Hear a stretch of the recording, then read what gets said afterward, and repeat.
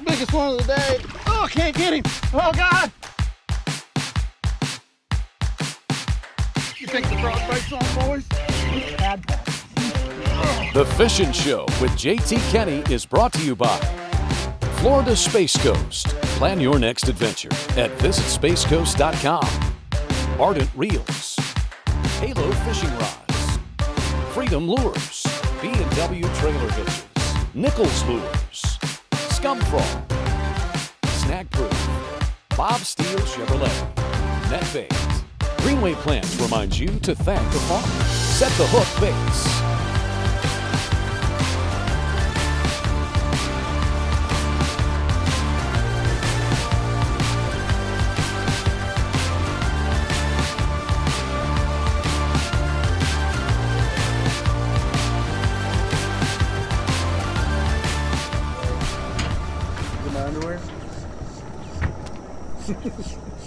Yeah, whatever's in here, I got it. No, good. You get him? No, there's gar schooling though. Bring a nylon rope. I did. Did you? Yeah, honestly, I did. I bet that'd be good. Coming in hot. Coming in hot on the Fishin' Show with JT Kenney. I really don't know what's going on right now, other than it's really early. It's probably going to rain today, and we're going to make a fishing show. And we are here. Luke Clausen, been a good buddy of mine for a long time. Bassmasters Classic champion, Forest Wood Cup champion idiot a lot of times, but he's my buddy and I'm gonna claim him anyway. But we're here, we're right here on the west side of Palm Bay. We're at Three Forks Marsh, Lake Lawton. We are coming out here. I think Luke has been here one other time, but it was years and years ago when you could only access a lot of this lake from an airboat. And now we're in the Ranger, and we're gonna go out there and check it out. We've had a lot of change in the weather lately. We had a bunch of rain, water levels have come up. I'm excited. I know Luke's excited. I think we're gonna have an awesome day. Brother, are you ready to go out there and beat them up? I'm excited for it. I hope you're the guide you make yourself out to be. Well, I may not be, but we're gonna find out. Have you not seen all the people with tags on their hat? Nobody has it on their shirt yet. I'm starting a trend here. Give me a break. It'll look better when they're flopping in the wind, as long as I don't get a paper cut on my face.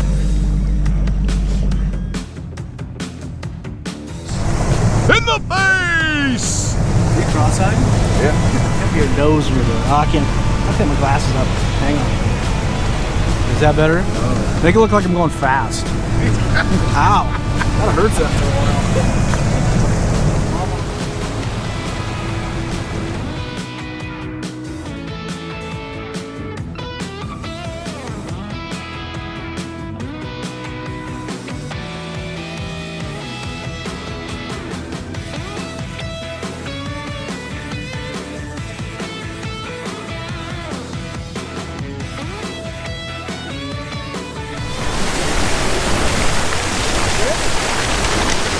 This is it? This is it? Well, right where I wanted to come. That's what I figured. This is the first spot we're gonna try anyway. Okay. Is anybody ready for some topwater time? Cast, nobody. Let's quit. Let's just quit. He's got a giant Bass fish. That's a wall hanger. That is. It's kind of funny though, you know, when we started out, he's just a little guy. When we started out, you know, this ought to be just perfect topwater, man. You know, it's slick in the morning like this, and I tried a plopper, tried a scum frog, and some mornings they just don't like it. You know, Luke brought it up. You know, you said just not seeing anything on the surface. It's dead. And I'm not very smart. I can assure you that smart in my name is not brought up very often at all. I agree. But, absolutely. He knows me. But I picked up a Nichols swim jig. This is that Nichols sledgehammer swim jig. Picked that guy up, net bait, kick and bee on the back. I only made about 6 or 7 casts, caught one. If you don't see any activity on the top, send her down below, matey. I got a chatterbait. You do? A custom weedless chatterbait that I'm hung in a pad with. It doesn't seem very weedless. Well, it really is. It was just the blade. It's one I made. Ooh, wires. Check that out. You're so smart. Tricky. I outsmart myself even a lot. That's pretty cool. That's what I was gonna cast. Woo. Oh my god. Oh, that is a big mudfish. Oh no. Where did you go? Oh no. What have I done? Oh. a beauty. I'm the clip straight now because I don't want to touch him. It's a cobia. Oh, I wish it was. As long as my chin. Was it? Yeah, at least that big. We're in them now. We're in them, son. Oh. There's sense in tying on. Oh no. Got Hey, my luggage tag. Hey, Luke. 2-minute fish handling violation. Look at that, big bass of the day. So far. Snickers big bass. Snickers big bass right there, boys. Whoa. The sledgehammer. When you're in cover this thick, you need the sledge. And I'm not talking about the Sledge-O-Matic 9000. I'm talking about the Nichols sledgehammer. Look at that's not even a hook in that thing, that's a gaff.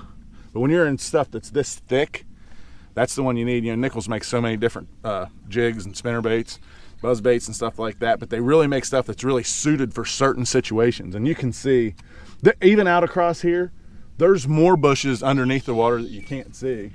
Luke seemed like he kind of found one. Got whipped. That happens in Palm Bay. Or something really little. Oh, you got my fish. That was out in the middle of open, huh? Get at him. Mm-hmm. I get at him. Cute little fella. Oh, he swatted at it. Get it. Oh no. We got to throw out these baits. Coming in hot, boys. Coming in hot. Oh.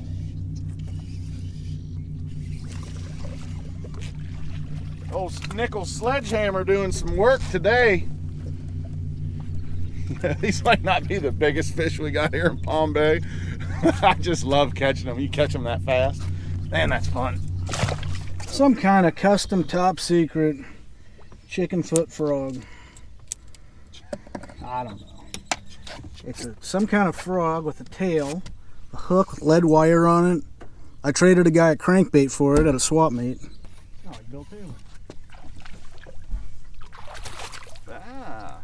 Our business is looking up a little bit. I love how that Nichols sledgehammer I mean, he pins them right there in the top. To me, fishing in Florida is always like the king of random. You fish around, you're trying to collide with an area at the right time. I think there's fish probably in a lot of it, but you get in areas where they're more active. And it's just a lot of moving around. A lot of times you even go back and forth and find these fish in areas you didn't catch them earlier in the day. I don't believe those fish swam 400 yards throughout the day.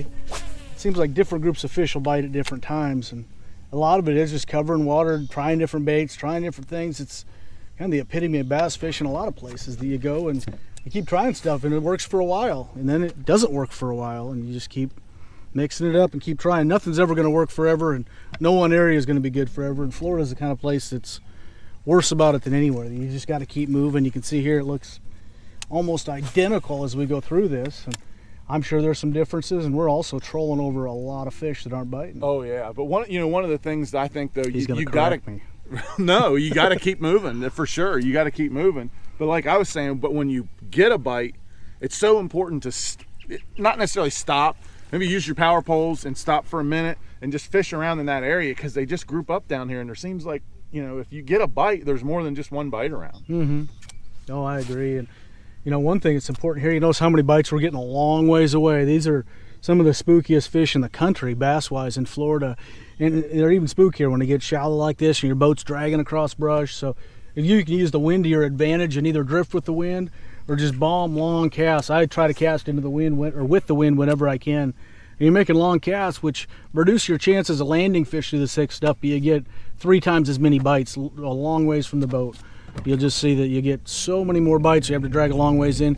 I don't think we've had a bite today right at the trolling motor. Whereas you fish up north, you get a lot of bites that are right up at the boat. They're just not nearly as spooky of fish as they are in Florida. And it's the same even in Florida when you're fishing a hydrilla or whatever it is and your boat's not dragging on stuff. The further you can get from the boat, the more bites you get. There's a better one. Oh yeah. They're getting bigger. They're getting bigger, boys. They're getting a little bigger. Come on up in here, son. It's a pretty one. Ooh. The epitome of the Florida bass right there. He looks it. They are pretty, aren't they? This is fun down here. It seems like, Whoa! what happened? You got a big one. I'm not going to win the casting kids championship like that. No, you are not. Huh. Oh, I need to practice. good one. Good one, good. Little Nichols sledgehammer swim jig with the kicking bee on the back. It's in Bama bug color. The kicking bee on the back seems to be doing some work. You know, so much when I'm throwing it around all this kind of really heavy stuff. You know, my favorite rod for this is a Halo KS2 Elite. It's a 7.2 heavy, and so many people use medium heavies when they're fishing swim jigs and stuff like that. But when you're in cover, that you can see, it's not just lily pads. I mean, there's bushes and sticks and stuff all through this big flat area, here on Lake Lawton, and you got to have that heavy action rod, be able to get their head up and keep them up like that. And I throw it on a 7.3-to-1 Ardent Apex Grand reel. I like that 7.3-to-1. It's the same thing as the heavy rod. I'm able to keep that fish's head up, because if he gets down in those bushes and they can transfer that hook. That Nichols sledgehammer swim jig has an awesome hook in it, but they can transfer it real easy. So you need that heavy rod and a high gear ratio to keep them up out of there, so you can get your mitts on them. Oh no! Whoa. Oh no! Oh, I almost had the release. Handling violation. Almost had the release. Bye. 2-minute fish handling violation. I have seen, over the years, you do some really smart things, and I've seen you do some really dumb stuff. More too. of which one? I think dumb. Oh, that's dumb good. stuff, probably. Extremely. Now, we've been buddies since what, 2003 or 4, probably. I think 3 when I started fishing bass. You were fishing bass at the time, and I started fishing bass then, and then went on to where we were both fishing FLW too. Yeah, it's been a long time. We've got to. Luke was actually nice enough. I'm usually pulling his chain, but he was actually nice enough to take me out west hunting a couple times, and that's stuff that was really cool to me that I've never got to do. It's secondhand to him, just like him coming down here and fishing with me on some of these lakes that the tournaments aren't on. It's pretty cool stuff. It's to come fun. to It's do different. I don't get to do this anywhere else in the country. Yeah, there's only a place like this. Yeah, but like you taking me out there, out west, like I killed a couple antelope out there, killed a nice mule deer all with a bow out there, and that's stuff that to you it's secondhand because you've been doing it your whole life, but to me, dude, that was freaking awesome. It's different. Yeah, and different. and I just that I can never thank you enough for that. That was so much fun. But just having you come down here to Palm Bay, you've been coming down here to Palm Bay for a good while, and it's just fun. We've had some really fun days down here. Yearly occurrence, at least once a year. Oh yeah, and just to be able to come down here and just beat them up sometimes, man. It's we always get a lot of bites, no question about that. And I think we met in 2003. I don't remember a lot about us doing much that year. One of the earliest memories I have of fishing or anything funny that we did was you and Chad at the Forest Wood Cup I won in 2004, my championship year. I'm weighing in. I'm the last one to weigh in. Like, this is the they call it the crowning moment. Right. Everybody's all suspenseful. It's just dead silent. There's thousands of people. 2 idiots stand up in the crowd. That's my boy Blue. Him and Chad are out in the crowd screaming at the top of their lungs. We waited till everybody was quiet in the crickets. whole thing. Yeah. I said, "You're my boy, Blue." And it was really cool because I was nervous as you could imagine. I was about ready to win 500 grand, and it lightened the mood, to say the least. So sometimes you have some problems when you're out here on the water, and what I recommend is everybody carry a spare, not only a spare prop for your big motor for the Mercury, but that you carry a spare trolling motor prop too. Walk up to the front with me, guys. Let me show you what I've done. See this area? Notice that this one here is a lot longer than this one here. Doesn't work very well when it's like that. So what we're gonna have to do, first thing you want to do is put that on the inside. That's easier to work on that way. Put that on the inside. I'll show you one of the cooler things about this TH Marine prop nut is it makes this job, when this happens, pretty easy. I just turn, spin it with my hand. I don't need any tools.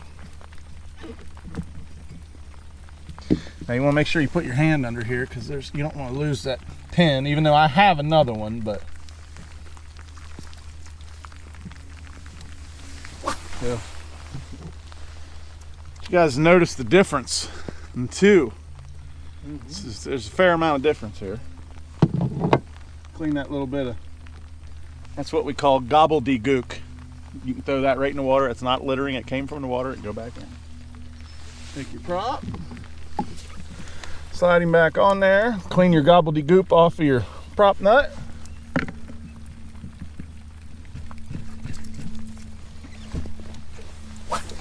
And there we go. Even in all that time it took me to explain to you guys, that's the importance of having stuff like that. See, that would have ruined our day. We'd have been done. We'd have to go in. And in 2 minutes, we got another one on. We're back at the bass. JT, you could break a rock. I have never broke a trolling motor blade. What did you? Well, You've broken some fishing line before, though. I have. That happens, but I don't know how you break a prop. Like I ran every kind of trolling motor there is. I'm usually pretty hard. I run into a lot of stuff. So I don't pay a lot of attention. I do as well. So my dad actually he's told everybody that I could ruin an anvil with a banana. Really? Yeah. When we get back, we're gonna have to try that. I want to see it. I'm in. All right. I'll get the banana. You get the anvil. Can I drink a beer while we're doing it? I'm sure you will. What happened? Something happened. What we got? What we got? Oh God. Oh God. Uh-oh. Oh boy. It's going bad. Have we seen it? Quick. It's a nice one. It almost went bad quick. I still got a little bit on me. It's raining. We got big bass. Can I get the net or the gaff or anything? We don't need the gaff.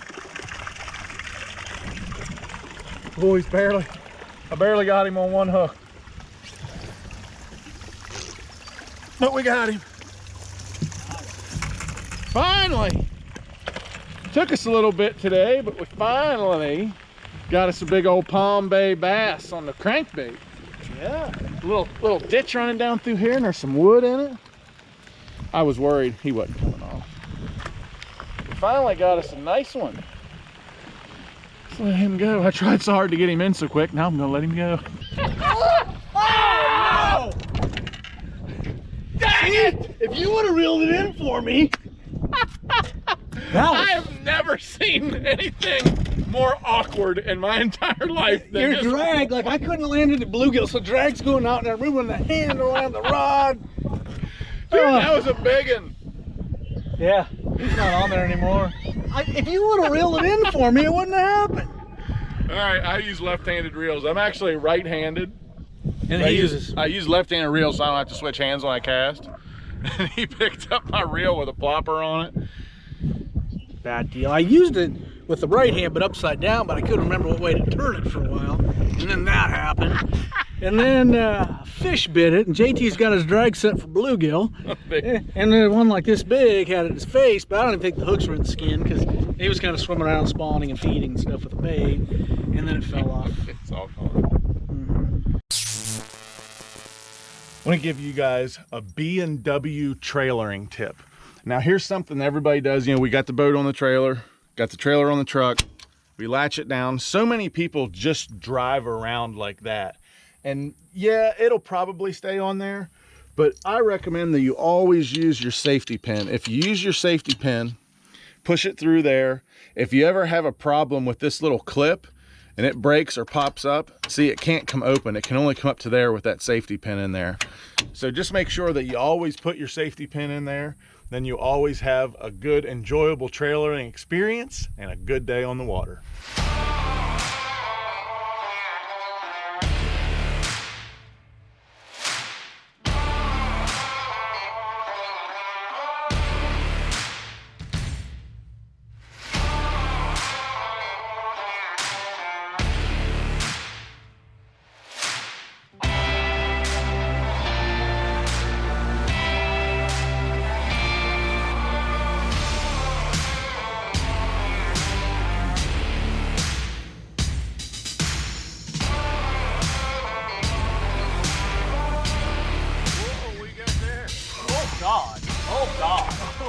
Oh, God. I got him. He's coming through the bush. Get stuck in the bush. I got him coming through the bush. He's coming. Here he comes. Oh, God. You got something. Ah! Get him. Good job. Look bigger when his mouth is open out there. It's still a big one, How though. fat that one is. He's been eating bluegills for sure. I was casting at the one I just missed, and apparently there was another one back behind it. Oh, that's awesome. Nice. How cool is that? Chunky little fish. You know, it took us a little while. I don't know why I'm holding it. It's your fish. You can't. I'm not tired. It took us a while, but we finally got this frog bite figured out. Yeah. I mean, you know, we changed with the conditions, the way the conditions went today. Caught them on a bunch of different things, but finally starting to figure out how to catch those big ones on the frog. Man, that's awesome. That's Let's fun. let this guy go real quick. It's only going to get better the rest of the day, too.